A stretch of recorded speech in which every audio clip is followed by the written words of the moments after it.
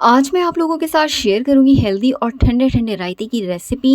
ये बहुत ही यूनिक रायते की रेसिपी है। रायता तो आप लोगों ने बहुत सारे खाए होंगे, मगर आज जो हम रायता बनाएंगे वो है बैगन का रायता, जिसकी रेसिपी बढ़िया सी रेसिपी आज हम आप लोगों के साथ शेयर करेंगे। जो आपने इस रेसिपी को एक बार ज़रूर अपने घर में बना के देखिएगा। आइए इस रेसिपी को बनाना स्टार्ट करते हैं। आप इसको लंच में, डिनर में, ब्रेकफास्ट में जब दिल चाहे खा सकते हैं।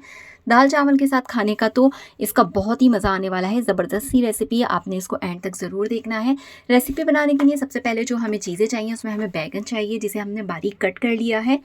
बैगन कट करने के बाद आपने जो है इसे ज़्यादा देर तक छोड़ना नहीं है, क्योंकि ये काले पड़ जाते हैं।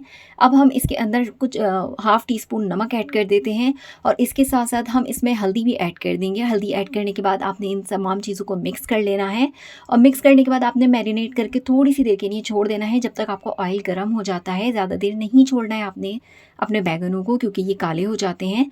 हमारा ऑयल जो है वो गर्म हो चुका है। अब हमने इसे गोल्डन ब्राउन होने तक फ्राई करना है। जब तक आपके बैगन सॉफ्ट ना हो जाए तब तक आपने इसे फ्राई करना है। आपने जो है सरसों के तेल का इस्तेमाल करना है। सरसों के तेल से बहुत अच्छे ये फ्राई भी होते हैं, इसका जायका भी बढ़ जाता है। आपने सोंदे सोंदे इसको फ्राई करना है। देखिए हमारे बैगन जो हैं वो फ्राई होने लगे हैं। अब हम इसे टर्न कर लेते हैं, दूसरे साइड से भी इसको फ्राई कर लेंगे अच्छे तरीके से। बैगन की जितनी भी रेसिपी बनाएं आप सरसों के तेल में बनाएं, वो बहुत अच्छा इसका जायका बढ़ जाता है। जब आपके बैगन जो है श्रिंक होने लगे तो आपने जो है गोल्डन ब्राउन होने पर इसको जो है निकाल लेना है किसी भी बर्तन के अंदर। Tissue paper. यहाँ पर तकरीबन हमने 2 कप के करीब दही लिया है, जिसे हम फेंट लेंगे अच्छे तरीके से। फेंटने के बाद आपने क्या करना है, इसको मिक्स कर लेना है।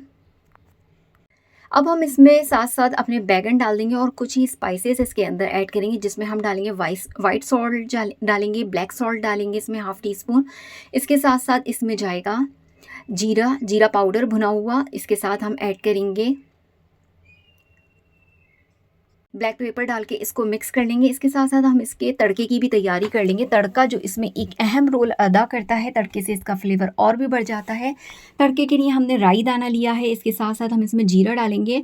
और जब इसमें चटक आ जाएगी, देखिए इसमें चटक आ चुकी है, तो अब इसके अंदर हम कड़ी पत्ता ऐड कर देंगे। कड़ी पत्ता ऐड करने के बाद इसमें 2 से 3 हरी मिर्चें ऐड कर देंगे। हरी मिर्चें डालने के बाद आपने 2 से 3 मिनट इसको फ्राई करना है, ताकि हरी मिर्च का जो कच्चापन है वो दूर हो जाए। मज़ेदार सा हमारा तड़का जो है वो तैयार हो चुका है। अब आपने इसमें तड़का भी ऐड कर देना है। अब अगर आपके पास हींग अवेलेबल हो तो आप वो भी इसमें डाल सकते हैं। इसके साथ साथ कुछ पुदीने के पत्ते हमने इसमें ऐड किए थे। इसमें हरे धनिए के पत्तों के साथ साथ हमने कुछ प्याज भी ऐड कर दी थी, जिससे इसका फ्लेवर और भी बढ़ गया था। अब हम इसको मिक्स कर देते हैं और इसे हम दोपहर के खाने में एंजॉय करते हैं। अगर आप लोगों को हमारी वीडियो पसंद आए तो please like, share and subscribe ज़रूर कर दिएगा, और कमेंट्स करके हमें ज़रूर बताइएगा कि आज की रेसिपी आपको हमारी कैसी लगी। Thanks for watching. अल्लाह हाफिज़।